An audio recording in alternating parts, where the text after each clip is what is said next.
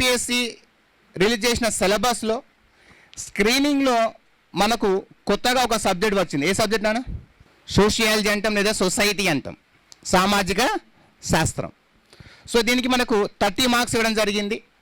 So ఆ సొసైటీలో 30 marks ఎలా సాధించాలి, మరి నూతన సిలబస్ అని చెప్పేసి ఈ నూతన ప్రయాణంలో మన నూతన ఆస్పిరెంట్స్ చాలామంది కూడా కన్ఫ్యూజ్ అవుతున్నారు. కాబట్టి సో దానిపైన కూడా విశ్లేషణ చేసి 2 రాష్ట్రాల్లో కూడా హూ ఇస్ ద బెస్ట్ అని చెప్పేసి ఆలోచించి మనకు శంకర్ రెడ్డి సార్ సొసైటీ బోధించడానికి రావడం జరిగింది ఈరోజు మన షామ్ ఇన్స్టిట్యూట్కి. సో ఆ సార్ని మాట్లాడవలసిందిగా కోరుతున్నాను. అందరికీ నమస్కారం. రీసెంట్గా ఆంధ్రప్రదేశ్ ప్రభుత్వం ప్రవేశపెట్టినటువంటి ఈ గ్రూప్ 2 సిలబస్లో ఇంకా నోటిఫికేషన్ రాలేదు, సిలబస్ మాత్రమే వచ్చింది. ఈ గ్రూప్ 2 సిలబస్లో అనుకోకుండా ఇండియన్ సొసైటీ అనేటటువంటి టాపిక్ను ఇంట్రడ్యూస్ చేయడం జరిగింది. ఫస్ట్ ఆఫ్ ఆల్ ఏంటిది అని చూస్తే, తెలంగాణ రాష్ట్రము అంటే ఏపీ తెలంగాణ రెండు ఉన్నప్పుడు ఎక్కడ ఏ సబ్జెక్ట్లో కూడా ఇండియన్ సొసైటీ అనేది ఎక్కడ కూడా లేదు సబ్జెక్టు. 2 ఏపీ తెలంగాణ కంబైన్డ్గా ఉన్నప్పుడు గ్రూప్ 1 మెయిన్స్లో ఉంటుండే, తర్వాత జిఎస్లో, యూపీఎస్సి వాళ్ళకు నేను చెప్పేది. అయితే 2014 తర్వాత తెలంగాణ రాష్ట్రం విడిపోయిన తర్వాత అక్కడ 2014లో గ్రూప్ 2కు సంబంధించి ఒక పేపర్ను ఇంట్రడ్యూస్ చేసిండ్రు. అదే ఏది సార్ అంటే Indian society, sociology and social structure అనేటటువంటి ఒక పేపర్ను పెట్టిండ్రు. అది అక్కడ ఎన్ని మార్కులు ఉంటుంది సార్ అంటే 50 మార్కుల పేపర్ ఉంటుంది. మళ్ళీ జిఎస్లో 15 మార్కులు ఉంటాయి. 50 + 15 మార్కులు మొత్తం 65 మార్కులకు తెలంగాణలో ఉంటుంది గ్రూప్ 2. అది సోషియాలజీ మొత్తం. అయితే ఇక్కడ మనకు వచ్చేసరికి మరి ఏపీపీఎస్సి ఇచ్చినటువంటి సిలబస్లో మొత్తము 5 సబ్జెక్టుల గురించి ఇవ్వడం జరిగింది. అందులో కొత్త సబ్జెక్ట్ ఏది సార్ అంటే ఇండియన్ సొసైటీ. సార్ మరి ఇక్కడ ఎన్ని మార్కులు ఇవ్వడం జరిగిందంటే, ఆల్రెడీ మీరు పేపర్ చూసే ఉంటారు సిలబస్ది. 5 × 30 మొత్తం ఎంత, ఎన్ని మార్కులకు? జిఎస్ మొత్తము 150 మార్కులు. ఇందులో సొసైటీకి సంబంధించినటువంటి అంశాలు అంటే ఎన్ని మార్కులు ఇవ్వడం జరిగింది? ఎన్ని మార్కులు ఉన్నాయి సొసైటీకి? 30 మార్కులు ఉన్నాయి. ఈ 30 మార్కులు మరి ఏ విధంగా చదవాలి? ఇప్పుడు హిస్టరీ కానీ, జాగ్రఫీ కానీ, కరెంట్ అఫైర్స్ కానీ, మెంటల్ ఎబిలిటీ కానీ ఎక్కడో కొద్దిగా మీకు అవగాహన ఉండింటుంది. దాని గురించి ప్రతి అభ్యర్థి కూడా ఎక్కడో దగ్గర చదివింటారు. కనీసం ఇవి ఉంటవి అన్న విషయమన్నా ప్రతి ఒక్క ఈచ్ అండ్ ఎవ్రీ పర్సన్ ఆస్పిరెంట్కి కంపల్సరీగా తెలుసు. కానీ ఇండియన్ సొసైటీ ఏంటి సార్? నిజం చెప్పాలంటే ఈ మీకు జిఎస్లో 100% మిమ్మల్ని డిసైడ్ చేసేది, మిమ్మల్ని క్వాలిఫైగా చేసేటటువంటి సబ్జెక్టు కూడా ఇండియన్ సొసైటీ. 100% షూర్. ఎందుకంటే తెలంగాణలో ఎప్పటి నుంచో ఉంది. మరి ఇప్పుడే రీసెంట్గా స్టార్ట్ చేయడానికి గల కారణం ఏంటి? మరి ఇండియన్ సొసైటీ 30 మార్కులు ఇక్కడ పెట్టిండు. అందులో ఏ టాపిక్స్ ఉంటవి, అసలు అందులో ఏమేమి చదవాలి, ఇలాంటివి చాలామంది ఏం తెలియకుంటుంది. అందుకే ఈ సబ్జెక్టు అనలైసిస్ చేయాలనే ఉద్దేశంతోన ఈ యొక్క అవగాహన కార్యక్రమాన్ని మొత్తం పెట్టుకోవడం జరిగింది. ఈ ఇండియన్ సొసైటీకి సంబంధించినటువంటి దాంట్లో మొత్తము 3 సెక్షన్స్ ఉంటాయి. కొంచెం జాగ్రత్త వినాలి. ఇండియన్ సొసైటీ మీరు ఇక్కడే నేర్చుకుంటారు. ఇప్పుడు మొత్తము 3 సెక్షన్స్ ఉంటాయి. టాప్ సబ్జెక్ట్ 1 ఎన్ని సెక్షన్స్ ఇవ్వడం జరిగింది? 3 సెక్షన్స్ ఇచ్చిండ్రు. ఫస్ట్ సెక్షన్ వచ్చేసి ఏంటిది సార్ అని చూస్తే మొత్తం ఇండియన్ సోషల్ స్ట్రక్చర్ అని ఉంది. అంటే భారతీయ సామాజిక విధి విధానాలు, భారతీయ సామాజిక నిర్మితి అని చెప్పి ఫస్ట్ సెక్షన్లో పెట్టిండు. ఈ ఫస్ట్ సెక్షన్ దేనికి సంబంధించిందంటే డిపెండ్స్ అపాన్ ది మన సొసైటీ. అంటే ఓన్లీ ప్యూర్ సోషియాలజీ మనకి ఎక్కడ కవర్ అవుతుంది సార్ అంటే ఫస్ట్ సెక్షన్లోనే కవర్ అవుతుంది. ఈ ఫస్ట్ సెక్షన్లో 8 సబ్ టాపిక్స్ ఉంటాయి. ఎన్ని సబ్ టాపిక్స్ ఉంటాయి? 8 సబ్ టాపిక్స్ ఉంటాయి. ఈ 8 సబ్ టాపిక్స్ నుంచి ఒక్కసారి మనం అవగాహన చేస్తే భారతీయ సామాజిక వ్యవస్థలో కులము అంటే ఏంది, వివాహ బంధాలు ఏంటివి, బంధుత్వం ఏంటిది, తర్వాత వచ్చేసి మహిళలు, ప్రెజెంట్గా మహిళలపై జరుగుతున్నటువంటి హింసాత్మక సంఘటనలు ఏమి ఉన్నాయి, ప్రెజెంట్ అప్డేట్ వర్షన్లోనే ఈ కాన్సెప్ట్స్ అనేటివి ఉంటాయి. చాలామంది ఏం చేస్తున్నారంటే వేరే వేరే బయట ఇన్స్టిట్యూషన్లో 2001 2011 డేటా ఇప్పటికీ రాయిస్తున్నారు, బుక్లో కూడా అదే ప్రింట్ చేస్తున్నారు. 2011 డేటా ఇప్పుడు ఇవ్వడము అసాధ్యం. లేటెస్ట్ ఏమి జరుగుతుంది వాటి మీదనే ఫోకస్ చేయాలి. మొన్న రీసెంట్గా ఎస్ఐ ఎగ్జాము తెలంగాణలో జరిగింది.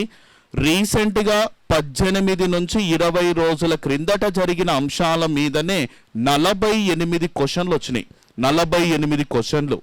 మరి చూడండి, అంటే 2001 డేటా ఇంకా ఇస్తున్నాడు. అంటే 2001 డేటాని చదువుకుంటూ ఉందామా, 2023 చదవాలా? మరి ఏం చదవాలి? ఫస్ట్ ఆఫ్ ఆల్ తెలుసుకోవాల్సినటువంటి అంశం ఇదే. బయట మార్కెట్లో చూస్తున్నారు, ఒక 10-12 సంవత్సరాలు 6-7 సంవత్సరాల క్రితం ఒక బుక్ షాప్కి వెళ్ళాలంటే ఎవరో 2 బుక్కులు కనిపించేటి, అవి కూడా అయిపోతే స్టాక్ రూపంలో వచ్చేటి. కానీ ఇప్పుడు ఎవరికి కోపం వస్తాడు బుక్ రాస్తున్నాడు, కోపం వచ్చిన ప్రతి ఒక్కరు బుక్కే రాస్తున్నాడు. మరి ఏ బుక్ చదవాలి? సిలబస్ ఏపీపీఎస్సీ సిలబస్ అప్డేట్ మీద ఇచ్చింది. కొంతమంది ఏం చేస్తున్నారంటే వాటిని ఏది సిలబస్లో ఉన్నది కూడా సరిగ్గా ఇవ్వడం లేదు. ఏదో గూగుల్లో అప్లోడ్ చేస్తున్నాడు, తీసుకొచ్చి దాంట్లో పెడుతున్నాడు. అసలు ఎంతవరకు న్యాయం జరుగుతుంది అన్నది అభ్యర్థి గమనించాలి. ఫస్ట్ మనము మార్కెట్లో బుక్ తీసుకుంటున్నప్పుడు దాని మీద ఉన్న రంగుల డిజైన్ కాదు, లోపల కంటెంట్ ఎంత ఉంది, ఇది నేను తీసుకుంటే నాకు యూజ్ అవుతుందా లేదా అనే దాని మీదనే మీరు ఫోకస్ పెట్టాలి. హెడ్డింగ్లు పెట్టడానికే 10 గంటలు పడుతుంది. ఎప్పుడు స్టోరీ అందించాలి, దాని బ్యాక్గ్రౌండ్ స్టోరీ ఏమి ఇవ్వాలి, ఇవన్నీ కూడా సరైనటువంటి ఇన్స్టిట్యూట్ ఎంచుకునేలోనే 90% మీ సక్సెస్ ఉందని నేను 100% నమ్ముతా. చాలా చాలా అద్భుతమైనటువంటి అంశాలను ఫస్ట్ సెక్షన్లో ఇవ్వడం జరిగింది. అందులో మనం చూసినట్లయితే ప్రెజెంట్గా రీసెంట్గా central government doctor BR Ambedkar inter caste marriage అని చెప్పి ఒక స్కీమ్ను ప్రొవైడ్ చేయడం జరిగింది. మరి ఆ స్కీమ్ కింద ఇంటర్ క్యాస్ట్ మ్యారేజ్ చేసుకున్న వాళ్ళకు సెంట్రల్ గవర్నమెంట్ ఎంతవరకు అమౌంట్ ప్రొవైడ్ చేస్తుంది? ఎనీవన్ ఎవరైనా చెప్తారా? రీసెంట్గా 2,50,000 ఇస్తుంది. 2,50,000. మొన్న ఒక బుక్లో 70,000 కానీ ఉన్నాడు, ఇంకా ఆయన 70,000 దగ్గర ఉన్నాడు. 2,50,000. వివాహం జరిగిన వెంటనే 1,50,000 ఇస్తుంది. వివాహమైన 3 సంవత్సరాల తర్వాత విత్ ఇంట్రెస్ట్తో కలుపుకొని రిమైనింగ్ అమౌంట్ ఇవ్వడం జరుగుతుంది. ఓకే, ఇలాంటి మొత్తం అప్డేట్ అంతే. ఏది ఎట్లా సోషియో ఎకనామికల్ సర్వే మీద కూడా 2023 సెంట్రల్ గవర్నమెంట్ ఏర్పాటు చేసింది. వాటి మీద కూడా అండర్స్టాండింగ్ ప్రతి కూడా లేటెస్ట్ అప్డేట్తోనే ఇన్ఫర్మేషన్ ఉంటుంది. ఈ ఫస్ట్ యూనిట్లో బంధుత్వం అని ఒక టాపిక్ ఉంటుంది, చెప్పిన ఉందా చూసిన సిలబస్లో. వారినే మనము ఈ కిన్షిప్ అని చెప్తారు ఇంగ్లీష్లో. అయితే రీసెంట్గా జస్ట్ ఒక 1 వీక్ బ్యాక్ ఆక్స్ఫర్డ్ యూనివర్సిటీ అని ఉంటుంది, పేరు విన్నారో లేదో మీరు. ఆక్స్ఫర్డ్ యూనివర్సిటీ అంటే ఇలాంటి అప్డేట్ కూడా మీకు అందిస్తున్నాను, మీకు తెలియాలి. ఫస్ట్ జస్ట్ ఒక 1 వీక్ బ్యాక్ జరిగిన ఇన్సిడెంట్. ఆక్స్ఫర్డ్ యూనివర్సిటీ నిర్వహించిన సర్వేలో ప్రపంచ దేశాలను మొత్తం కూడా ఆల్మోస్ట్ సర్వేలు చేసిండ్రు. అందులో మన భారతదేశం మీద నిర్వహించిన సర్వే ఒక డాటా చెప్పింది. ఆ డేటా ఏంటి సార్ అంటే, భారతీయ సామాజిక వ్యవస్థలో ఇప్పుడు బంధువులు అంటున్నాం. ఈ బంధువులు మనకు ఏ విధంగా ఏర్పడతారు సార్ అంటే, వివాహం ద్వారా మనకు బంధువులు ఏర్పడతారు, రక్త సంబంధాల ద్వారా బంధువులు ఏర్పడతారు, దత్తత సంతానం చేత కూడా బంధువులు ఏర్పడతారు మనకు. వీటన్నిటికీ పెద్దపీట ఏది సార్ అంటే, వివాహం ఒక్కటి జరగాలి. ఈ వివాహం జరిగితే నీకు కుటుంబం ఏర్పడుతుంది, బంధాలు ఏర్పడతాయి, అనుబంధాలు కూడా ఏర్పడతాయి. అయితే భారతదేశంలో నిర్వహించిన సర్వేలో ఏం చెప్పింది సార్ అంటే, వివాహమైన తర్వాత ఆ సర్వే చెప్పిన రిపోర్ట్ చూడండి. వివాహమైన తర్వాత అబ్బాయికి అమ్మాయికి వివాహం జరిగిన తర్వాత ఒక 1 year 1.5 year అవుతుందంట. 1.5 year తర్వాత ఆమెకు ఒక పాప పుట్టింది. తర్వాత మళ్ళీ ఒక 1 year తర్వాత బాబు కూడా పుట్టిండు. జస్ట్ 2 సంవత్సరాలు అక్కడ, 1 సంవత్సరం ఉంది. అయితే భర్త ఆఫీస్కు వెళ్తున్న సందర్భంలో సడన్గా యాక్సిడెంట్ జరిగి చనిపోయిండు అనుకుందాం. సడన్గా యాక్సిడెంట్ అయి చనిపోయిండు, ఏదో డివైడర్ తాకి చనిపోయిండు. వెంటనే పక్కలో ఉన్నటువంటి పర్సన్స్ ఆయన మొబైల్ తీసుకొని అందులో ఫస్ట్ వైఫ్ అనేటటువంటి దానికి ఫోన్ చేస్తారంట. ఆ సర్వే ఇచ్చినటువంటి రిపోర్టు మొత్తం ఓవరాల్ వరల్డ్లో అయితే అందులో ఏమని పెడుతుందంటే ఫస్ట్ వైఫ్ అని కొడతారంట, ఫస్ట్ ఈ కాంటాక్ట్లో, లేకపోతే వెంటనే నాన్నకు కొడతారంట లేదా బ్రదర్కు. అయితే ఫస్ట్ వైఫ్కు ఫోన్ చేసి, ఏవండి ఇక్కడ మీ భర్త గారు ఇట్లా డివైడర్ ఢీకొని స్పాట్లో చనిపోయిండు, హాస్పిటల్కి కూడా తీసుకోలేని స్థితిలో ఇక్కడే చనిపోయిందంటే, ఆ విషయం భార్య చెవిన పడిన వెంటనే 75% భార్య భర్తను మర్చిపోతుందట. 75% భార్య భర్తను మర్చిపోతుందంట. మిగిలిన 25%, ఈ 25% తన జీవితం మొత్తము తన కొడుకు కూతురులో చూసుకుంటూ చనిపోతుందంట. అంటే ఒక ఆక్స్ఫర్డ్ యూనివర్సిటీ ఎంత అద్భుతంగా చెప్పింది చూడండి. ఇలాంటి సర్వేలు కూడా మాకు అవసరమా సార్ అంటే మీరు వెళ్ళి బుక్కులు చెక్ చేసుకోండి. 5 రోజుల క్రిందట జరిగిన ఇన్ఫర్మేషన్ కూడా నేను మీకు చెప్తా. ఏది మనకు అవసరం లేదని కాదు, ప్రతీది కూడా అవసరమే. వెంటనే ఫోను నాన్నగారికి వెళ్ళింది. ఏమండి ఇట్లా మీ అబ్బాయి గారు ఇక్కడ డివైడర్ ఢీకొని చనిపోయిండ్రు అన్న వెంటనే తండ్రి 50% మర్చిపోతాడంట. మిగిలిన 50% మర్చిపోవడానికి తన జీవితం అంతా కూడా ఖర్చు పెడతాడంట. కొడుకును చూసుకుంటాడంట. ఏదైనా రోడ్డు మీద వెళ్తున్నప్పుడు వాళ్ళ కొడుకు హైట్ పర్సనాలిటీ ఉంటే, నా కొడుకు ఇలా ఉండేవాడు కదా, నా కొడుకు ఇలా ఉండేవాడు, అమ్మ మాత్రం మర్చిపోవడానికి తన జీవితం అంతా కూడా సరిపోదంట. అంటే 99% తల్లి మర్చిపోదంట. చనిపోయిన వెంటనే నా కొడుకు ఎట్లా పుట్టిండు, వాడు పెరుగుతున్నప్పుడు ఎట్లా ఉన్నాడు, వాడు చేసే అల్లరి, ఇంట్లో తిరిగిన అంశాలు, ఇవన్నీ ఎంత అద్భుతమైన వాడు డేటా ఇచ్చిందంటే చాలా హ్యాండ్సప్ చెప్పవచ్చు ఆక్స్ఫర్డ్ యూనివర్సిటీకి. అంటే ఒకటి, ప్రస్తుతం భారతీయ సామాజిక వ్యవస్థలో బంధాలు కరువైపోతున్నాయి. కనీసం ఇక్కడ ఒక బంధం అంటే ఏంటిది తెలుసుకోవాలి. మనం సమాజంలో బ్రతుకుతున్నప్పుడు మన ఇంట్లో ఉండే బంధాలు ఏంటివి. ఇప్పటికీ ఏలూరుకు 24 కిలోమీటర్ల దూరంలో దాదాపుగా 78 ఎకరాల విస్తీర్ణంలో మొత్తం వాళ్ళది ఉంటుంది. అరటి తోటలు, బత్తాయి తోటలు, నిమ్మ తోటలు, మామిడి తోటలు. అందులో ఇప్పటికీ కూడా 24 ఎకరాలలో ఇండ్లు ఉంటవి. ఇప్పటికీ ప్రెజెంట్గా 234 మంది కలిసిమెలిసి జీవిస్తున్నారు. ఒకే ఇంట్లో చేసిన వంటగదిలో చేసిన ఆహారాన్ని తింటారు. అది జాయింట్ ఫ్యామిలీ. మరి ఇప్పుడు జాయింట్ ఫ్యామిలీ అనేవి ఉన్నాయా? జాయింట్ ఫ్యామిలీ అని ఉన్నాయా? ఎక్కడ కూడా లేవు. అంటే ఒకటే ఫ్యామిలీ. ఏందంటున్నాము? మేమిద్దరం మాకిద్దరు. ఇది బెస్ట్ ఇప్పుడు ప్రెజెంట్ చూస్తున్నాం. మేమిద్దరం మాకిద్దరు అంటే పిల్లలు ఇద్దరు బాబు. ఓకే, మేమిద్దరం మాకిద్దరు, ఆ విధంగా చెప్తున్నారు. అంటే భార్య భర్త వారి సంతానం, ఇదే ఫ్యామిలీ. ఇంకా మొత్తం ఎక్కడ పోయిన అనుబంధాలు, ఎక్కడ పోయిన జాయింట్ ఫ్యామిలీస్, ఇలాంటి వాటి మీద శాస్త్రవేత్తలు ఇచ్చినటువంటి కొటేషన్స్, అప్లికేషన్ క్వశ్చన్స్ ఏ విధంగా ఉన్నాయి, వాటిని ఏ విధంగా ఇంట్రడ్యూస్ చేద్దాం, ప్రతి ఇన్ఫర్మేషన్ కూడా మనం చూద్దాం. నెక్స్ట్ వివాహం తీసుకుందాం. ఈ వివాహ సంబంధాలలో చూస్తే దాదాపుగా 25 రకాల పెళ్లిళ్ళు జరుగుతాయి మన భారతీయ సామాజిక వ్యవస్థలో. ఒక సోషియాలజిస్ట్ ఉంటాడు, ఆయన పేరు మను. పేరు ఎప్పుడన్నా విన్నారా? మను అనేటటువంటి సోషియాలజిస్ట్ ఆయన ఒక మాట అంటాడు. ఏమంటాడంటే, వివాహం అనున్నది ఇహలోకంలోను పరలోకంలోను సుఖంగా ఉండాలంటే పెళ్లి చేసుకోవాలని చెప్పిండు. 100% ఆయనకు అయిలేకుంటుంది అది. అయితే మరి ఈ విధంగా చెప్పడం ఒకటి. చెప్పిండు అమ్మాయికి 8 సంవత్సరాలు ఉండాలి, అబ్బాయికి 24 సంవత్సరాలు ఉండాలి. ఇట్లా ఉంటేనే పెళ్లి చేసుకోమని చెప్తాడు. ఆ వయసులో పెళ్లి కాకపోతే అబ్బాయికి 30 సంవత్సరాలు ఉండాలి, అమ్మాయికి 12 సంవత్సరాలు ఉండాలి, లేకుంటే పెళ్లే చేసుకోవద్దు అంటాడు. మరి ఆయన ఆ సందర్భంలో చెప్పిన కాన్సెప్ట్స్ ఏంటివి? ఇవన్నీ కూడా ఒక అమ్మాయిని సెలెక్షన్ చేసుకునేటప్పుడు అబ్బాయికి కొన్ని 3 మాటలు చెప్తాడు. ఏమని అంటే, శరీరంపై దళసరి రోమాలు ఉన్న అమ్మాయిని మ్యారేజ్ చేసుకోవద్దు.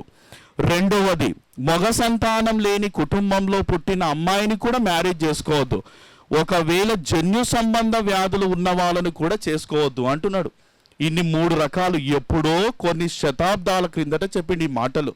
మొన్న రీసెంట్గా ఆక్స్ఫర్డ్ యూనివర్సిటీ కూడా ఆయన చెప్పినవి 60% కరెక్ట్ అయినవని చెప్పింది. చూడండి, ఎప్పుడో చెప్పినవి ఇప్పుడు ఆక్స్ఫర్డ్ యూనివర్సిటీ ఎందుకు తోగుతుంది? ప్రెజెంట్ సిచ్యువేషన్లో జరుగుతున్నటువంటి అంశాల మీదనే ఫస్ట్ యూనిట్ మొత్తం, అంటే ఫస్ట్ సెక్షన్ మొత్తం ఉంటుంది. ఒకటి, రాజస్థాన్. ఇప్పుడు మనకు కర్నూలు దగ్గర నల్లమల ఫారెస్ట్ ఏరియాలో చెంచులు మీకు తెలిసే ఉంటుంది. మన ఆంధ్రప్రదేశ్లో అతి తక్కువగా వరకట్నాలు ఇచ్చేటటువంటి తెగ ఏది సార్ అంటే చెంచులే. అసలు కట్నం కింద ఏమిస్తారంటే ఒక మేక పిల్లను ఇస్తారు, అప్పుడే పుట్టిన మేక పిల్లను. అసలు కట్నము ఇవన్నీ కూడా కంప్లీట్గా వాళ్ళు అగెనిస్ట్. అసలు డౌరీ అనేది కూడా కనిపించదు. ఇలాంటి వాటి మీదని గిరిజన తెగలు చాలా అద్భుతం. మన ఎస్ఐలో మీకు బిట్ వచ్చింది. 2011 జనాభా లెక్కల ప్రకారము భారతదేశంలో అతి ఎక్కువ గిరిజన తెగ ఏ రాష్ట్రంలో ఉందని చెప్పి క్వశ్చన్ వచ్చింది. ఎస్ఐలో మొన్న చూసిన నేను పేపర్, మధ్యప్రదేశ్లో ఉన్నారు. దీనికి సంబంధించిన మొత్తం 12 ఉంటాయి కాన్సెప్ట్. ఆ 12 కాన్సెప్ట్ ఎలా గుర్తుపెట్టుకోవాలో కూడా నేను మీకు కోడ్ చెప్తా. ఇప్పుడు 3 సెక్షన్స్ ఉన్నాయి కదా, ఈ 3 సెక్షన్స్ 32 కోడ్లు తయారు చేసి పెట్టిన. కనీసం మీరు ఆ కోడ్ చదువుకున్న 3 యూనిట్లు కవర్ చేయొచ్చు. మీరు 3 యూనిట్లు కవర్ చేయొచ్చు. ఓకే, బాల కార్మికుల గురించి ఇచ్చిండు కోడ్ యుఎంసిమి డిచా లడా, మొత్తం 8 గుర్తుంటాయి. అవి ఏంటి నేను ఇంప్లిమెంట్ చేయను, కోచింగ్కి వస్తే అర్థమవుతుంది. మొత్తం ఇక్కడ నేర్చుకొని పోతే అట్లా. నెక్స్ట్ ఇప్పుడు 2011 ట్రైబల్ది ఉంది. ఆ ట్రైబల్ కూడా చాలా అద్భుతమైనటువంటి కోడ్స్, ఇట్లా 1, 2 కాదు 32 కోడ్స్. ఆ కోడ్ ఒక్కటి గుర్తుపెట్టుకున్న మీరు 3 సెక్షన్స్ ఈజీగా కవర్ చేయొచ్చు. మరి రాజస్థాన్లో బిల్లులు అని ఉంటారు, పేరు ఎప్పుడైనా విన్నారా? బిల్స్ అని. మనకు చెంచులు గోండులు ఎట్లనో వాళ్ళకు బిల్స్ అట్లా. దేశంలోనే నెంబర్ 1 పొజిషన్లో వాళ్ళు ఉన్నారు. 2వ స్థానంలో ఉన్నది సంతాళ్ళు. Which tribal women president of India? ఎవరు? Santal tribal women. ఆమె మ్యారేజ్ ఏ విధంగా జరిగింది అంటే సంతాల్. అందులో మన ద్రౌపది ముర్ము కూడా. రాజస్థాన్లో ఉండేటటువంటి బిల్లులు, తర్వాత సంతాళ్ళు, వీళ్ళు వెస్ట్ బెంగాల్లో ఎక్కువగా ఉంటారు. మరి వీళ్ళ మ్యారేజెస్ ఎప్పుడు జరుగుతాయి సార్ అంటే సంవత్సరానికి ఒకే ఒక రోజున మాత్రమే పెళ్లి జరుగుతుంది. ఆ రోజు కోసం సంవత్సరం అంతా ఎదురు చూసుకుంటూ ఉంటారు. ఈయన వాని వైపు చూస్తుంది, ఆమె వీని వైపు చూసుకుంటూనే ఉంటారు. దాదాపు సంవత్సరం వరకు. ఏ రోజున పెళ్లి జరుగుతుంది సార్ అంటే హోలీ పండుగ రోజున మాత్రమే పెళ్లి అవుతుంది. మరి దాని యొక్క విధి విధానాలు ఎలా ఉంటాయి? ఇప్పుడు ద్రౌపది ముర్ము ఉంది, ఆమె వికీపీడియా తీసుకొని చదవండి. ఆమె పెళ్లి ఎలా జరిగిందంటే హోలీ పండుగ, హోలీ ఫెస్టివల్ అంటే కలర్స్ అంతే. ఒక అమ్మాయి నడుచుకుంటూ వెళ్తున్నప్పుడు కలర్ చేతిలో పట్టుకొని ఏం చేస్తారంట, అమ్మాయి మీద వేస్తారంట. ఆ అమ్మాయి ఇట్లా చూసింది, చూసిన వెంటనే నచ్చింది అనుకుంటే మనసుకు తన మీద పడిన కలర్ తీసుకుపోయి అతనికి రాస్తుంది, వెంటనే పెళ్లి అయిపోతుంది. ద్రౌపది ముర్ము ఇలానే మ్యారేజ్ చేసుకున్నది. చాలా సింపుల్. వాళ్ళు అట్లా వెళ్ళిపోయి ఆఫ్టర్ 1 వీక్ తర్వాత విలేజ్లోకి వస్తారు. పెద్ద మనుషులు కూర్చోబెట్టుకొని ఎవరు ఏంటిదని చెప్పి ఒక బాండ్ రాసుకుంటారు అన్నమాట. అంటే ఇదంతా రాజస్థాన్, వెస్ట్ బెంగాల్ ఏడే ఉన్నాయి, అంతా మన దేశంలోనే. కల్చర్ తెలుసుకోవాలి. ఒక సమాజంలో నువ్వు డిప్యూటీ తహసీల్దార్ అయింటో, మరి ఒక ప్రాంతానికి వేసింటారు, వాళ్ళ కల్చరలైజేషన్ కూడా నీకు ఉండాలి. ఇప్పుడు కర్నూలు దగ్గర కావచ్చు, ఇక్కడ వచ్చేసి ఆదిలాబాద్ బార్డర్, మన ఏపీ బార్డర్లో 1 wife more husbands, 1 husband more wives. ఒక భర్త 16 మంది భార్యలను కలిగి ఉంటాడు. ఒక భార్య 8 మంది భర్తలను కలిగి ఉంటుంది. ఇది ఇప్పుడున్న ఆచార్యం కాదు, దాదాపు కొన్ని 100 సంవత్సరాల క్రితం కూడా ఉంది. ద్రౌపది ఉంది. ఎంతమంది భర్తలు ఆమెకు? ఎంతమంది? 5. ఆ 5 ఎవరు సార్ అంటే అన్నదమ్ముల పిల్లలు. మరి ఈ వివాహాన్ని ఏమంటారని చెప్పి లాస్ట్ టైం గ్రూప్ 2లో బిట్ అడిగిండు. లాస్ట్ టైంలో గ్రూప్ 2 ఇదే అడిగిన క్వశ్చన్. ఓకే, అంటే ఇలాంటి అవగాహన విషయాలు అనేటివి చాలా చాలా ఉంటవి. ఇది మొత్తం ఫస్ట్ టాపిక్ సంబంధించి ఫస్ట్ సెక్షన్. సెకండ్ సెక్షన్ ఏంటిది? సెకండ్ సెక్షన్ ఏంటి సార్ అంటే casteism, regionalism and child labour, communalism, తర్వాత బాల కార్మికులకు సంబంధించినటువంటి ధోరణులు ఏంటివి, ఇలాంటి అంశాల మీద మనకు క్వశ్చన్ వచ్చింది. కులతత్వం అని మెన్షన్ చేస్తున్నా. రీసెంట్గా తమిళనాడు రాష్ట్రంలోని వెల్లూరు అనే ఒక ప్రాంతం ఉంటుంది, వెల్లూరు. అయితే మరి ఆ ప్రాంతంలో ఉన్నటువంటి కాన్సెప్ట్ ఏంది అంటే రీసెంట్గా ఏం జరిగింది, ఇలాంటి పాయింట్స్ మీరు పట్టు సాధించాలి. లేటెస్ట్ అప్డేట్ ఏం జరిగింది సార్ అంటే దాదాపు ఆమె 9 సంవత్సరాల పాటు మొత్తం కూడా సెంట్రల్ స్టేట్ గవర్నమెంట్ మీద కొట్లాడి నేను ఈ రాష్ట్రంలో నేను అప్పర్ క్యాస్ట్, నాకు క్యాస్ట్ వల్ల కానీ మతం వల్ల కానీ నాకు ఎలాంటి లాభం లేదు, నాకు క్యాస్ట్ వద్దు, మతం కూడా వద్దు, నన్ను మొత్తం తొలగించి నాకు ఒక సర్టిఫికేట్ ఇవ్వండి అని 9 సంవత్సరాలు కొట్లాడింది ఆమె. No caste no religion certificate first తీసుకున్న పర్సన్ ఎవరు అంటే స్నేహ పార్థి బరాజా. స్నేహ పార్థి బరాజా అనేటటువంటి మహిళ 9 సంవత్సరాలు కొట్లాడి తీసుకున్నది. ఇప్పుడు మీరు ఏదైనా అప్లికేషన్ చేసేటప్పుడు క్యాస్ట్ అడుగుతారు, ఆమెకు క్యాస్ట్లో ఏమని మెన్షన్ చేస్తుంది, సెంట్రల్ గవర్నమెంట్ ఇండియన్ అని పేర్కొంటుంది, ఆమెను క్యాస్ట్ దగ్గర ఇండియన్ పెడుతుంది. రిలీజియన్ అంటే హిందూ, ఇస్లాం, క్రిస్టియానిటీ సమ్ ఏది ఉన్నా పెడతారు, ఆమెకు రిలీజియన్ దగ్గర కూడా ఇండియనే పెడుతుంది. నేషనాలిటీ అంటే ఆటోమేటిక్ ఏంది, ఇండియన్. ఈ విధంగా దేశంలోనే మొట్టమొదటిసారిగా ఆమెకు సర్టిఫికేట్ ఇచ్చింది. సర్టిఫికేట్ నాకొక్కరికే కాదు, నా పిల్లలకి ఇవ్వండి, నా భర్తకి ఇవ్వండి, మొత్తం 5-6 సర్టిఫికేట్లు తీసుకున్నది. ఈ రకంగా స్ట్రైకులు జరుగుతున్నాయి దేశంలో. ఈ విధంగా మొన్న రీసెంట్గా మహారాష్ట్రలో కూడా మాకు క్యాస్ట్ వద్దు, రిలీజియన్ వద్దని చెప్పి మూమెంట్ చేసిండ్రు. గణపతి బబూత్కర్ అనేటటువంటి ఒక సోషల్ రీఫార్మిస్ట్, ఆయన కూడా క్యాస్ట్ దగ్గర రిలీజియన్ దగ్గర అజాత్ అనేటటువంటి పేరును మెన్షన్ చేస్తారు. అజాత్ దాదాపుగా అందులో ఇన్స్పైర్ అయ్యి 60,000 మంది చేరిండ్రు ఇప్పటి వరకు. 60,000 మంది చూడండి. అంటే మనం చూస్తున్న సొసైటీ ఏంది, బయట జరుగుతున్నది ఏంది. ఎంతసేపు ఉన్నా మనము క్యాస్ట్ దగ్గర రిలీజియన్ దగ్గర కొట్లాటలే జరుగుతున్నాయి. కొందరు వద్దు అని కూడా కోరుకుంటున్నారు. ఓకే, ఈ రకమైన అంశాల గురించే సొసైటీ మీకు నేర్పిస్తుంది బాబు.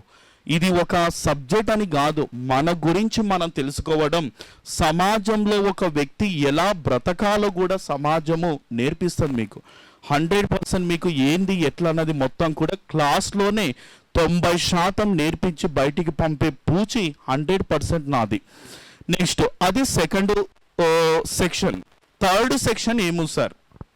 థర్డ్ సెక్షన్ ఏముంది సార్ అంటే పబ్లిక్ పాలసీస్ అని ఒకటి ఉంది సార్. పబ్లిక్ పాలసీస్ అంటే కొందరు ఏం చేస్తున్నారంటే కమిషన్లు చెప్తున్నారు. SC commission, ST commission, BC commission, OBC commission, OBC BC both are same, minority commission, ఇవన్నీ కమిషన్లు చెప్పి ప్రెసెంట్ ఎవరున్నారు, ఫస్ట్ ఎవరున్నారు పోయి చదువుకోండి అంటున్నారు. కమిషన్లు కాదు అడిగింది, పబ్లిక్ పాలసీస్ అంటున్నాడు. పబ్లిక్ పాలసీస్ అంటే వాటి గురించి మొత్తం తోడాలి. రాజ్యాంగం పరంగా ఉండేటటువంటి రక్షణలు ఏంటివి, ఆంధ్రప్రదేశ్ గవర్నమెంట్ సెంట్రల్ గవర్నమెంట్ ఇస్తున్న అంశాలు ఏంటివి, దాదాపుగా మొత్తము ఈ పాలసీస్కు సంబంధించినవి ఉంటాయి. పాలసీస్ వేరు, కమిషన్స్ వేరు. ఈ రెండు అర్థం కాక కమిషన్లు చెప్పి వెళ్ళిపోండి అంటారు. కానీ పాలసీస్ అంటే వాళ్ళకు సంబంధించినటువంటి ఈచ్ అండ్ ఎవ్రీ రైట్, ప్రతి హక్కుల గురించి వాళ్ళు తెలుసుకోవాలి. వీటి అంశాల మీదనే థర్డ్ సెక్షన్ పెట్టిండమ్మా. అంటే ఒక ఇండియన్ సొసైటీ అనేటటువంటి టాపిక్లో మొత్తం ఎన్ని సెక్షన్స్ ఉన్నవి?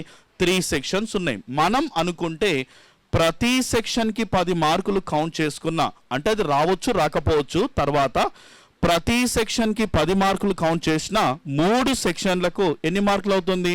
30 మార్కులు అవుతుంది. చూడండి, ఇది ఓవరాల్గా సిలబస్ ఉన్నటువంటి అంశాలు. మరి ప్రెసెంట్గా మనము ఏ విధంగా ప్రిపరేషన్, జస్ట్ ఒక 5 minutes. ఈ ఇందాక నేను చెప్పింది సొసైటీ అంటే ఏంది, దాని గురించిన అవగాహన విలువల గురించి మీకు నేను ఫస్ట్ ఇన్ఫర్మేషన్ ఇచ్చిన. మరి ఇప్పుడు త్వరలో రాబోయేటటువంటి ఆంధ్రప్రదేశ్లో అతిపెద్ద సిలబస్ అంటే అతిపెద్ద సిలబస్కు సంబంధించిన అంశాలు కావచ్చు, గ్రూప్ 2 కానీ ఎనీ అదర్ నోటిఫికేషన్స్, మీరు ఏ ఎగ్జామ్ తీసుకున్నా ఇప్పటి నుంచి సోషల్ ఎక్స్క్లూజియన్ అని ఒక టాపిక్ ఉంటుంది. మీరు వెళ్ళి జిఎస్ పేపర్ కూడా చెక్ చేసుకోండి. UPSC group 1, group 2 any one, అది కూడా సోషియాలజీలో ఒక భాగం. వాటి మీద కూడా 10 నుంచి 15 మార్కులు ప్రతి కాంపిటేటివ్ ఎగ్జామినేషన్లో అడుగుతూనే ఉన్నాడు. మరి వాటిని ఏ విధంగా ప్రిపేర్ కావాలి, ఈ సోషియాలజీ ఇవన్నీ కూడా మనము క్లియర్గా డీటెయిల్గా సిలబస్ ఏంది, అందులో ఉన్న అంశాలు ఏంటివి క్లియర్గా చూద్దాం. మరి ఇప్పుడు మనం జస్ట్ ఒక 5 minutes ఏంది అని చూస్తే, ఒక వ్యక్తికి గవర్నమెంట్ జాబుకు ప్రైవేటు జాబుకు ఒకే ఒక తేడా ఉంది. అది ఏది సార్ అంటే, నీవు ప్రైవేటు జాబు చేస్తున్నావు అనుకో, నేను ఆడ పని చేస్తున్నా, ఆ కంపెనీలో చేస్తున్నా, ఈ కంపెనీలో చేస్తున్నా, నీవు 10 మందికి చెప్పాలి. చెప్పకపోతే వీడు ఖాళీగా ఉన్నాడని సమాజం కూడా నిన్ను గుర్తించదు. అదే గవర్నమెంట్ జాబ్ చేస్తే నీవు 10 మందికి చెప్పాల్సిన అవసరం లేదు, నీ గురించి 10 మంది చెప్పుకుంటారు. ఈ రెండు గుర్తుపెట్టుకోవాలి. ఒకటే ఒక కాన్సెప్ట్, నీవు 10 మందికి చెప్పాలా, నీవు నీ గురించి 10 మంది చెప్పుకోవాలా. ఈ రెండు ఇంపార్టెంట్. ఈ రెండు మైండ్లో మెదులుతూ ఉండాలి. ప్రైవేట్ జాబ్ చేస్తే కొన్ని రోజుల తర్వాత మ్యారేజ్, పిల్లలు, భార్య, ఇంటి సౌకర్యాలు, అద్దెలు కట్టకపోవడం, లైఫ్ లాంగ్ వాళ్ళ చదువులు, వాళ్ళ యొక్క వివాహాలు, చివరి క్షణంలో కూడా ఇది ఉంటుందా పోతుందా అసలు ఎట్లా అని జీవితాంతం రోదనతో కూడినది ప్రైవేట్ జాబ్. అదే గవర్నమెంట్ జాబ్ అయితే మంచి మ్యారేజ్ చేసుకుంటారు, పిల్లలకు ఉన్నతమైన విద్యను అందించవచ్చు, వాళ్ళు సెటిల్ అయ్యే వరకు మనము కోఆపరేషన్ చేయొచ్చు. డబ్బుల గురించి ఆలోచించాం, భవిష్యత్తు గురించి ఆలోచిస్తాం. కానీ ప్రైవేటు డబ్బుల గురించి ఆలోచిస్తాం, భవిష్యత్తు ఆలోచించాం. ఇప్పుడు గవర్నమెంట్ జాబ్ మంచి లాస్ట్ 80-90 సంవత్సరాలు వచ్చిన తర్వాత ఆనందకరమైన జీవన విధానం నీ సొంతం.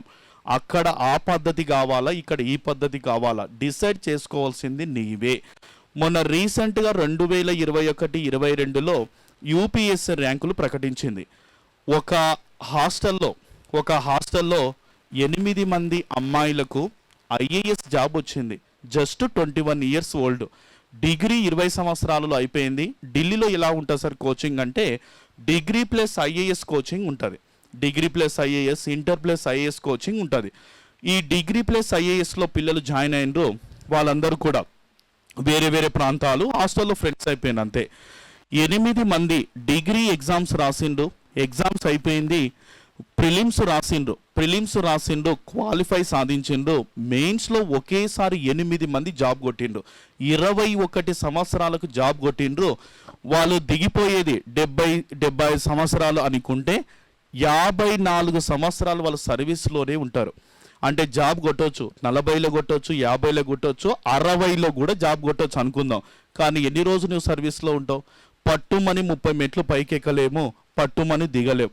ఏది 25 సంవత్సరాలు దాటితేనే బీపీలు, షుగర్లు ఇవన్నీ ఉండిపోయినాయి. 21 ఏండ్లకు జాబ్ కొట్టిండ్రు, 54 సంవత్సరాలు అంటే ఒక మనిషి జీవితకాలం 100 అంటుంటాం మనం. 100 సంవత్సరాలు అనుకుంటే తన జీవితంలో అధిక భాగం జాబ్లోనే ఉంటారు 8 మంది అమ్మాయిలు. మరి టాప్ ర్యాంకర్ శృతి శర్మ ఆమెకు మార్కులు ఎన్ని వచ్చినాయి తెలుసా? మెయిన్స్లో ఎన్ని మార్కులు వచ్చినాయి అనుకుంటున్నారు? 100 మార్కులకు 51 మార్కులే వచ్చినాయి. Top IAS Indian ranking first ranker. అంటే 100 మార్కులకు 51 మార్కులు వస్తేనే ఇండియాలో టాపు. అట్లా 674 పోస్టులు ఉన్నాయి. లాస్ట్ వన్కి ఎన్ని మార్కులు వచ్చినాయి తెలుసా? 46 మార్కులు వస్తే ఐఆర్ఎస్గా సెలెక్ట్ అయ్యిండు. మరి ఎక్కడ? చదువుతున్నప్పుడు ఒక్కటే, నిజాయితీగా చదవాలి. నేను ఎవరో చూస్తున్నానని చెప్పి బుక్ ముందర వేసుకుంటే జీవితాంతం టైంపాస్కే పనికొస్తావు. చదివింది 2 పేపర్లు అయినా మనస్ఫూర్తిగా చదవాలి, పక్క ప్రణాళికతో చదవాలి అంతే. నువ్వు టైం టేబుల్ కొంతమంది మెయింటైన్ చేస్తుంటారు, కొంతమంది మెయింటైన్ చేయరు. టైం టేబుల్ నా దృష్టిలో నేను చెప్తున్నా కదా, మెయింటెనెన్స్ అదే గోడ మీద రాసుకుంటాడు, ఇప్పుడు లేవాలి అప్పుడు లేవాలి, ఇవన్నీ కాదు. నీకు నచ్చితే చదువు, లేకుంటే విశ్రాంతి తీసుకో అంతే. చదివింది మాత్రము 2 గంటలైనా సరే పర్ఫెక్ట్గా చదవాలి. ఈ 4-5 నెలల సమయంలో ప్రభుత్వం నుంచి ఎన్నో రకాల నోటిఫికేషన్లు వస్తూనే ఉంటాయి 100%. కానీ మీరు పడిన ప్రతి నోటిఫికేషన్కి కూడా అప్లై చేయాలి, ప్రతి దానికి అప్లై చేయాలి. సెంట్రల్ కావచ్చు, స్టేట్ కావచ్చు, ప్రతి దానికి చేస్తే ఏదో ఒక పేపర్ మనకు అనుగుణంగా వస్తుంది, అప్పుడు జాబ్ వస్తుంది. నేను గ్రూప్ 2 చదువుతా అంటే అదే రాకపోతే మిగిలిన దానికి మనం యూజ్ చేసుకోవాలి. మన కడపలో ఒక బ్యాంకు ఉంటుంది, బ్యాంకులో 878 పోస్టులు పడ్డవి. ఆంధ్రప్రదేశ్లో ఉన్న వాళ్ళందరూ అప్లై చేసుకోమని చెప్పిండ్రు. ఓన్లీ జిఎస్ మాత్రమే ఉంటుంది, రీజనింగ్ ఉండదు, ఆర్థమెటిక్ ఉండదు, ప్యూర్ మ్యాథ్స్ 10 మార్కులు ఉంటాయి, 100 మార్కులు. మరి ఇందులో ఎంతమంది అప్లై చేసిండ్రు? 878 పోస్టులు పడితే అప్లై చేసిన వాళ్ళు 1206 మంది అప్లై చేసిండ్రు. ఓన్లీ జిఎస్ఏ 100 మార్కులు, ఇంటర్మీడియట్ క్వాలిఫికేషన్ మీద పోస్టులు పడ్డాయి. దాదాపు అందులో హయ్యెస్ట్ మార్కు 100కు 64 మార్కులు, బేసిక్ శాలరీ 24,000 ప్లస్ ఇన్సెంటివ్స్ 2,000, 26,000 జీతం. ఇట్లా నోటిఫికేషన్ వస్తున్న విషయం కూడా మనకు తెలియదు. ఎంతసేపు గవర్నమెంట్ ఏమిచ్చింది మరి సెంట్రల్లో ఏం పడుతున్నాయి, డిస్ట్రిక్ట్ హెడ్ క్వార్టర్లో ఏమన్నా పడుతున్నాయా, వీటినన్నిటి మీద అవగాహన పెంచుకోవాలి. మన పక్కలో ఉన్నటువంటి పుదుచ్చేరి గవర్నమెంట్ పక్కల తిప్పికొడితే 25 కిలోమీటర్లు. పుదుచ్చేరి గవర్నమెంటు మొన్న రీసెంట్గా 2022లో ఎస్ఐ నోటిఫికేషన్ రిలీజ్ చేసింది. నాన్ లోకల్ కింద కూడా రిజర్వేషన్ ఉంది. సార్ పుదుచ్చేరి అంటున్నారు, మన సిలబస్ వాళ్ళ సిలబస్ ఈ రెండు ఒకటే. అక్కడ ఇంకా రీజనింగ్ ఉండదు, ఆర్థమెటిక్ ఉండదు, మొత్తము జిఎస్ పార్ట్ ఉంటుంది. మీరు ఇప్పుడు మన ఈరోజు పెట్టిన ఎగ్జామినేషన్లో ఒకవైపు ఇంగ్లీష్ మరొక వైపు తెలుగు ఉందా, పుదుచ్చేరిలో కూడా సేమ్ అట్లే ఉంటుంది ఎగ్జామ్. అట్లా ఉంటుందన్న విషయం కూడా నీకు తెలియదు. మరి ఏం చేస్తున్నారు అంటే నేనేమంటున్నా అంటే సెంట్రల్తో పాటు స్టేట్ మీద కూడా పట్టు సాధించాలి. డిస్ట్రిక్ట్ హెడ్ క్వార్టర్లో కలెక్టర్ ఆఫీస్లో ఏమేం జరుగుతుంది వాటినన్నిటి మీద అవగాహన పెంచుకొని చదివితేనే ఈ 4-5 నెలల్లో 100% సక్సెస్ అవుతారు. ఇది ఓకే. ఒకటి జీవితంలో గుర్తుపెట్టుకోండి, వాళ్ళు అలా చదివిండ్రు ఇలా చదివిండ్రు అని కాదు, నీవు ఎంతవరకు చదువుతున్నావు అన్నది ఇంపార్టెంట్. అంతే. వాళ్ళ గురించి వీళ్ళకి ఇవన్నీ ఎవరు చెప్పరు, నోటిఫికేషన్లు ఇట్లా వస్తాయి అట్లా వస్తాయని. తెలుసుకోవాల్సిన బాధ్యత కూడా నీ మీదనే ఉంటుంది. అది ఎప్పుడంటే అవగాహన సామర్థ్యం పెరగాలి బాగా. గుడ్డిగా వస్తున్నామా కూర్చుంటున్నామా అని కాదు, దాని గురించి బ్యాక్డ్రాప్ స్టోరీ ఆలోచన చెయ్యాలి. ఓకే. జీవితంలో ఒకటి లాస్ట్ కాన్సెప్ట్, కన్నీళ్ళు కానీ నవ్వు కానీ జీవితంలో ఏడుపు కానీ నవ్వు కానీ రెండు ఎప్పుడు రావు. అసలు ఈ రెండు ఒక మనిషికి చనిపోయేంత వరకు బహుశా ఒక 2-3 సార్లు రావచ్చేమో. ఆ రెండు ఎప్పుడు వస్తాయంటే నీవు సాధించిన విజయం మీద డిపెండ్ అయి ఉంటాయి. ఆ రెండు ఒకేసారి ఎప్పుడు వస్తావంటే అవే ఆనంద బాష్పాలు. ఈ రెండు ఎప్పుడు వస్తావంటే నీవు ఉన్నత స్థానంలో ఉన్నప్పుడు. 2021లో ఎగ్జామ్ రాసిండు, ప్రిలిమ్స్ క్వాలిఫై అయ్యిండు. పంజాబ్ ప్రాంతానికి సంబంధించిన రమేష్ మల్హోత్రా పాండే ప్రిలిమ్స్ రాసిండు. లాస్ట్ అటెంప్ట్ మెయిన్స్ ఎలిజిబుల్ అయిండు, మెయిన్స్ కూడా రాసిండమ్మా. రాసిన తర్వాత యూపీఎస్సీ వాళ్ళు రిజల్ట్ అనౌన్స్మెంట్ చేసిండు. ఉదయం 12:30-1 గంటలకు అట్లా రిజల్ట్ చేసిండు. కానీ చూసుకోవాలంటే భయపడుతున్నారు. 2021 ఆ ప్రాంతంలో చూసుకోవాలంటే ఆయన భయపడుతున్నాడు బాగా. ఆల్రెడీ జాబర్, ఆయన గవర్నమెంట్ ఎంప్లాయీ కూడా మళ్ళీ. కానీ యూపీఎస్సీలోకి పోవాలని లాస్ట్ అటెంప్ట్ చేసిండు ఆయన. లాస్ట్ ఏం జరిగింది సార్ అంటే 1:30 ఆ ప్రాంతంలో రిలీజ్ అయినట్లున్నాయి. చూసుకోవాలంటే భయపడుతున్నాడు, నాకు వస్తుందా రాదా లాస్ట్ అటెంప్ట్ అని. సాయంత్రం 4:30-6 ఆ ప్రాంతంలో వాళ్ళ అమ్మ నాన్న, ఇంట్లో నానమ్మ, వాళ్ళ భార్య పిల్లల్ని అందరినీ కూర్చోబెట్టుకొని ఒక టేబుల్ పైన ల్యాప్టాప్ పెట్టుకొని రిజల్ట్ హాల్ టికెట్ నెంబర్ కొట్టిండు. అందులో ఘాట్ ఐఏఎస్ ర్యాంకర్ 133 పర్పస్లో ర్యాంక్ ఉంది. ఆ కళ్ళలో వచ్చిన ఆనందము నేను చూసిన కదా, వాళ్ళ లైవ్లో పెట్టిండు. తండ్రి కండ్లలో తల్లి కళ్ళలో వచ్చిన ఆ స్పార్క్ ఇప్పటికీ నేను మర్చిపోలేను. ఈ వచ్చిన రిజల్ట్ పర్సన్ కూడా పెద్ద టేక్ తీసుకున్నాడు. కానీ తల్లి కళ్ళలో ఆనందము మామూలు కాదు. తల్లి కొడుకు పట్టుకొని ఇద్దరు ఏడుస్తున్నారు. 40 నిమిషాల వరకు ఒక్క మాట కూడా బయటికి మాట్లాడలేదు తల్లి. అది తల్లి గొప్పతనం. నువ్వు జాబ్ కొట్టి చూడు, నువ్వు 10 మందికి చెప్తావో లేదో కానీ మన నాన్న అమ్మ ఊర్లో ప్రతి ఇంటి దగ్గరికి వెళ్ళి చెప్తారు, మా ఓన్కి జాబ్ వచ్చింది, మా కష్టాలన్నీ పోతావి అని. అది గొప్పతనం చూడండి తల్లిదండ్రులు. అది వాళ్ళ యొక్క ఆశను పర్ఫెక్ట్గా మనం ఇంప్లిమెంట్ చేయాలంటే 100% చదవాలి. చదువు ఒక్కటే మార్గం అంతే. ఇప్పుడు మీరు చదువునికి వచ్చింది కదా, లాస్ట్ వరకు చదవండి. చదవడం అంతే. ఇంకా లేదు సార్ ఎకనామికల్ ప్రతి ఒక్కరికి ఉంటాయి. ఒక ఊరికి వెళ్ళు, మీ ఊరికి వెళ్ళు, పెద్ద పెద్ద భూస్వాములు ఊర్లో ఉంటారు. కాలు మొక్కు, అన్న నాకు 50,000 కావాలి, నీకు 10 రూపాయలు ఇంట్రెస్టా తీసుకో, అకౌంట్లో వేసుకొని క్రమబద్ధంగా చదవాలి. జాబ్ రాలేదా, అమాలి పని చేసిన డబ్బులు కట్టు. కానీ ఇప్పుడే నువ్వు ఎకనామికల్గా బాధపడుతూ ఉంటే జీవితాంతం బాధపడాల్సి వస్తుంది. కాబట్టి ఇవి బాగా గుర్తుపెట్టుకోండి. 100% సక్సెస్ అవుతారు. ఈ 5 months ఎవరితో ఎక్కువగా కమ్యూనికేట్ కావద్దండి. రావడం, చదవడం, వినడం, ఎగ్జామ్స్ రాయడం, పక్కా ప్రణాళికతో ఉంటే సరిపోతుంది. ఒక సందర్భంలో మీకన్నా ముందు సార్ వచ్చి కుర్చీలు సర్దిన సందర్భాలు వేల సందర్భాల్లో ఉన్నాయి. మీకన్నా ముందు ఏదైనా కోఆర్డినేటర్ ఆబ్సెంట్ అయినా మీరు కూర్చున్న చైర్లు క్రమబద్ధంలో పెట్టిన సందర్భాలు ఎన్నో ఉన్నాయంట. ఓకే, ఇవి గుర్తుపెట్టుకోండి. అంత పక్క ప్రణాళికతో సారీ వస్తున్నప్పుడు మనం బిఫోర్ రావాలి, ఎగ్జామ్ పాయింట్ ఆఫ్ వ్యూలో చదువుకోండి, సక్సెస్ కండి. ఓకే అండి, thank you all of you. Thank you sir. So ఏపీఎస్లో మనకు నూతనంగా వచ్చిన సిలబస్ అది. సో ఓపిక అనేది మనకు ఉండాలి, ఆ ఓపిక ఉంటేనే ఉద్యోగాన్ని సాధిస్తాం. ఓకేనా? సో స్క్రీనింగ్ టెస్ట్లో భాగంగా మనకి ఇంకొకటి మెంటల్ ఎబిలిటీ అనే 30 మార్క్స్ ఉంది. సో దాని మీద ఒక 5 నిమిషాలు మాట్లాడాల్సిందిగా రామస్వామిని కోరుతున్నాను. మెంటల్ ఎబిలిటీ తీసేయండి. మెంటల్ ఎబిలిటీ తీసేయండి. మెంటల్ అంటే పిచ్చి, అది అర్థమైపోయిందా? ప్రతి వ్యక్తికి మెంటల్ ఎబిలిటీ ఉండాల్సిందే. ఎబిలిటీ లేకపోతే మెంటల్ అంటే పిచ్చోడు అనమాట. అంటే మరి పిచ్చోడిని గ్రూప్ 2 స్థాయి వాళ్ళు ఊహించుకోవచ్చా? అసలు గ్రూప్ 2 ఆఫీసర్స్కి ఉద్యోగం ఇవ్వడానికి అర్హులు కదా వాళ్ళు. సో కాబట్టి ప్రతి వ్యక్తికి మెంటల్ ఎబిలిటీ ఉండవలసిందే. ఓకే, మీకు అందరికీ ఉందనుకోండి, ఉండబట్టి ఇక్కడ దాకా వచ్చారు. సో నెక్స్ట్ మనకి గతంలో మనకి గ్రూప్ 2కి ఖచ్చితమైన బ్లూ ప్రింట్ అయితే లేదండి.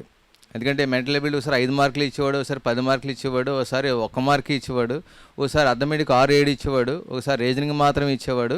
ఈసారి మాత్రం ఖచ్చితంగా బ్లూ ప్రింట్కి వాడు ప్రాధాన్యత ఇస్తున్నాడు. 30 మార్కులు మెంటల్ ఎబిలిటీ విభాగానికి ఇవ్వడం జరిగింది.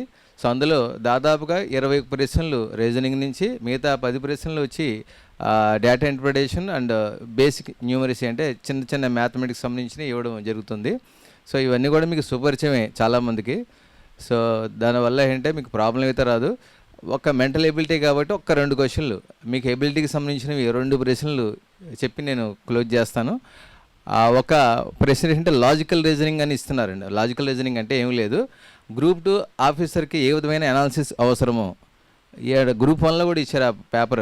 గ్రూప్ 1లో పేపర్లు ఏమి ఇచ్చారంటే, సో మనకి ప్రభుత్వ ఉద్యోగిని ఎక్కువ సంవత్సరాలు ఒక చోట స్థిరపడిన ఒక ప్రభుత్వ ఉద్యోగిని ట్రాన్స్ఫర్ చేయొచ్చా అని ఇచ్చారండి. ఒకటే వాదనలు చేయాలి. ఎందుకంటే ఒక వ్యక్తికి అక్కడ సంవత్సరాల తరబడి ఉద్యోగం చేయడం వల్ల స్థానబలం కలిగి అతను అవినీతికి చేయడానికి అవకాశం ఉంది.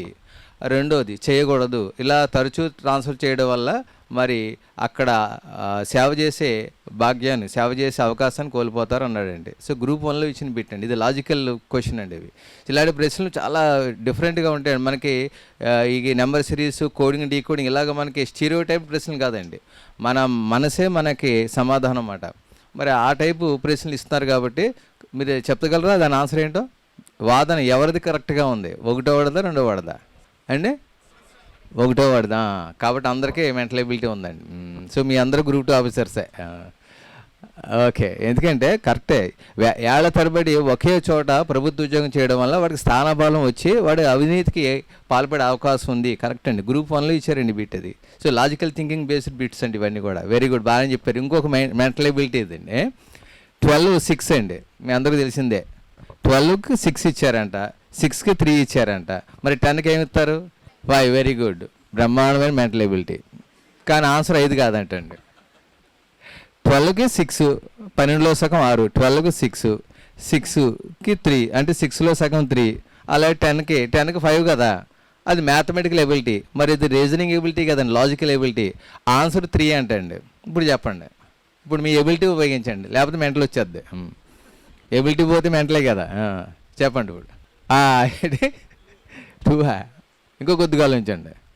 12కి 6, 6కి 3 అయినప్పుడు 10కి 5 అయితే కాదంటే 10కి 3 మాత్రమే. ఇప్పుడు చెప్పండి, ఆన్సర్ 3 ఇచ్చేసారు వాళ్ళు. ఎస్, వెరీ గుడ్ అండి. 12 అంటే అక్కడ నెంబర్ కాదు, ఇంగ్లీష్లో 12, TWELVE 12, 6. అది 6 అంటే అక్కడ SIX 6 అంటే 3 అక్షరాలు. ఇప్పుడు 10 చెప్పండి, TN 10 స్పెల్లింగ్ రావాలండి. అదే మెంటల్ ఎబిలిటీ. అక్కడ 10 TN10 అని 2 పెట్టకండి. అక్కడ TN10 3 అక్షరాలు. ఆన్సర్ 3 అండి. ఇది లాజికల్ ఎబిలిటీ అండి, మ్యాథమెటికల్ ఎబిలిటీ కాదు. సో ఈ రకమైన ప్రశ్నలు ఇవ్వడం జరుగుతుందండి. సో అలాగే జీకేకి సంబంధించి కూడా ప్రశ్నలు ఇస్తున్నారు మనకి. ఇలా గతంలో ఇచ్చిన పిచ్చండి, ఆర్కియాలజీ, ఎపిగ్రాఫ్, సో ఈకాలజీ, పెలియంటాలజీ, ఇలా ఇది మీకు జనరల్ సైన్స్ అంటే జనరల్ అవేర్నెస్లో వస్తాయండి ఇవి. ఇందులో భిన్నంగా ఉండేది గుర్తించము అన్నారండి. చెప్తారా? ఈకాలజీ, ఎపిగ్రాఫ్, పెలియంటాలజీ, ఆర్కియాలజీ చెప్తారా? ఇందులో 4 3 ఒకే టైప్ అంటే ఒకటి తప్ప. చెప్పగలరా? Ecology. Very good. So ecology జీవావరణం మాత్రమే. It is not related to evidence of history. మిగతా 3 మీకు చెప్పిన ఆర్కియాలజీ పురావస్తు శాస్త్రము అంటే భూగర్భంలో తవ్వి అందులో దొరికిన వస్తువులు బట్టి వాటికి వయసు నిర్ణయించేది. రెండవది పేలియంటాలజీ, పురాజీవశాస్త్రము, అంటే భూమి తవ్వి అందులో జంతు కళేబరాలని పరిశీలించి వాటికి వయసు నిర్ణయించడం అండి. సో నెక్స్ట్ వచ్చి ఎపిగ్రాఫ్, శిలాశాసనము, అంటే పూర్వం మనకి కట్టడాల్లో అంటే రాళ్ళ మీద రాసిన శాసనాల గురించి చెప్పేది. ఈ మూడు కూడా చరిత్రకు ఆధారభూతమైనవి, ఒక ఈకాలజీ తప్ప. ఈకాలజీ జీవావరణము. సో ఈ రకమైన ప్రశ్నలే అండి.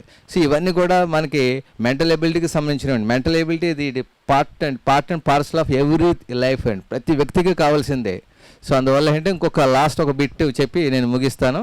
చిన్న సిల్లీగా వచ్చింది, మీకు అందరికీ తెలిసిందే, గ్రూప్ 2కి ఇచ్చిందండి. సో రవి అనే వ్యక్తికి అంటే రవి అనే వ్యక్తికి తల్లిగారికి సోదరుడికి ఒకే ఒక తోబుట్టుకి కుమార్తె రవికి ఏమగును. మళ్ళీ చెప్తానే, రవి యొక్క తల్లిగారికి సోదరునికి ఒకే ఒక తోబుట్టువుకి కుమార్తె రవికి ఏమగును. మేనకోళ్ళు అవుద్దా, కజిన్ అవుద్దా, సో సిస్టర్ అవుద్దా? సిస్టర్ అవుద్ది. బలం నేర్చేసుకుంటారు మీరు అలాంటి. Very good. సో రవి తల్లిగారి సోదరుడికి ఏకైక తోబుట్టు ఎవరు? రవి తల్లిగారే. రవి తల్లికి కూతురు రవికి ఏమవుద్దండి? సిస్టర్. ఇది గ్రూప్ 2లో ఇచ్చిన బిట్ అండి. సో ఇందువల్ల ఏంటంటే మనకి గ్రూప్ 2 స్థాయికి సంబంధించండి గతంలో చాలా ఈజీగా ఇచ్చేవాడండి. అది పెద్ద ప్రిపేర్ అవ్వట్లేదు మెంటల్ ఎబిలిటీ భాగానికి అయితే. ఈసారి ఖచ్చితంగా ప్రిపేర్ అవ్వాలండి, ఎందుకంటే మన గ్రూప్ 1 పేపర్ చూసి మాకే భయంకరంగా మైండ్ బ్లాక్ అయ్యింది మాట. సో అందువల్ల ఏంటంటే ఈసారి మరి గ్రూప్ 2కి తక్కువ సిలబస్ ఇచ్చాడండి. అంటే data interpretation and general maths దానికి ఇచ్చాడు. మరి రీజనింగ్ విభాగానికి చాలా తక్కువ ఇచ్చాడండి. ఆర్గ్యుమెంట్లు, assumptions, courses of action, number series, letter series, coding, decoding, counting figures అని. అంతే, సిలబస్ చాలా తక్కువ, కానీ స్థాయి చాలా ఎక్కువ ఉండే అవకాశం ఉంది. కాబట్టి ఈ 30 ప్రశ్నలు మీకు చాలా తోడ్పాటిస్తాయి, క్రూషియల్ రోల్ ప్లే చేస్తాయని ఆశిస్తూ. సో నెక్స్ట్ చివరిగా అంటే 22 సంవత్సరాల నుంచి నేను ట్రావెల్ చేస్తున్నాను కాబట్టి ఒక చిన్న విషయం చెప్తాను. మనకి పూర్వం మనకి తాజ్మహల్ గురించి చెప్తూ ఉంటారు. తాజ్మహల్ కట్టింది ఎవరు కాదు, రాళ్ళెత్తిన కూలీలు ఎవరండి. కానీ ఈరోజు ఈ స్థాయికి నిలబడిందంటే సో ఆ రాళ్ళెత్తిన కూలీలో ప్రధాన కూలీ ఎవరు అంటే శ్యామ్ గారే అండి. ఎందుకంటే ఈరోజు మనం ఎంత స్థాయి అయిపోయింది, ఆ సార్ ఏంటి డబ్బులు ఇచ్చారు, ఫ్యాకల్టీని తెప్పించారు, నడిచింది వచ్చింది అని కాదు, అది కాదు. యాక్చువల్లీ బిగినింగ్లో సార్ గారు వైఫ్ మేడం గారు, ఇంకొక అర్థమెటిక్ ఫ్యాకల్టీ, నేను, నలుగురే ఉండేవాళ్ళం అండి. కానీ ఎక్కువ భాగం సారు మేడం గారే దాదాపుగా 8 అవర్స్ అయితే దాదాపుగా 6 అవర్స్ వాళ్ళే తీసుకునేవారండి. ఎంత ఎండైనా, కొండైనా, చలైనా, ఏదైనా సరే. సో మిగతా 2 అవర్స్ అప్పుడప్పుడు నేను వచ్చి చెప్పుకుని వెళ్ళేవాడిని అట్ని. ఇదేండి ఈ రోజుని దీని ఫౌండేషన్. అంటే ఈ స్థాయికి నిలబడడానికి కారణం రాళ్ళెత్తిన కూలీ అంటే ప్రధాన కూలీ శ్యామ్ గారే. అంటే ఈ రోజున ఏదో ఎలా ఉన్నారని ఆర్డర్లు వేసేసి ఇదే చేసేస్తాను అనుకుంటున్నాం, కానీ ఈరోజు ఈ యొక్క స్థాయి, ఈ యొక్క ఫౌండేషన్ నుంచి పైకి లేపడానికి కారణం ప్రధాన కూలీ సారే. ఈ యొక్క విజయానికి ప్రధాన కారణం కూడా సార్. ఎందుకంటే మనం టీము, ఒక క్రికెట్ టీం గెలిచిందనుకోండి, ధోనినో విరాట్ కోహ్లీని పొగుడుతాం, కానీ దానికి సమర్థవంతంగా నడిపించిన క్యాప్టెన్ అండి. ఆ క్యాప్టెన్కి మంచి వ్యూహాలు అందించిన కోచ్ అండి. ఆ కోచ్ని సెలెక్ట్ చేసిన సెలెక్టర్స్ అండి. ఆ సెలెక్టర్ని సెలెక్ట్ చేసిన యజమానులు, డైరెక్టర్స్. అది పూర్తిగా యాజమాన్యందే సక్సెస్ అండి. ఆ యజమానే శ్యామ్ సార్. కాబట్టి సో ఇందులో ఒకవేళ గ్రూప్ 2 ఎవరైతే కోచింగ్ తీసుకున్నారో వాళ్ళ సక్సెస్ తథ్యం అండి. ఎందుకంటే మనం చాలా రకాల ఎగ్జామ్ చూసాం. మీకు డిక్షనరీ కావాలి, డిక్షనరీలో ఒక పదానికి అర్థం తెలియదు అనుకోండి, దేనికి వెళ్తాం మనం? ఒక పదానికి అర్థం తెలియదంటే డిక్షనరీ చూస్తాం. కానీ ఒక జాబ్ రావాలి, గవర్నమెంట్ జాబ్ రావాలంటే ఖచ్చితంగా శ్యామ్ ఇన్స్టిట్యూట్ రావాల్సిందే. ఎందుకంటే పదాలకి అర్థం డిక్షనరీ అయితే సో ప్రభుత్వ ఉద్యోగాలకి care of address Shyam institute మాత్రమే అని చెప్పడానికి నేను గర్వపడుతూ thank you very much. Okay.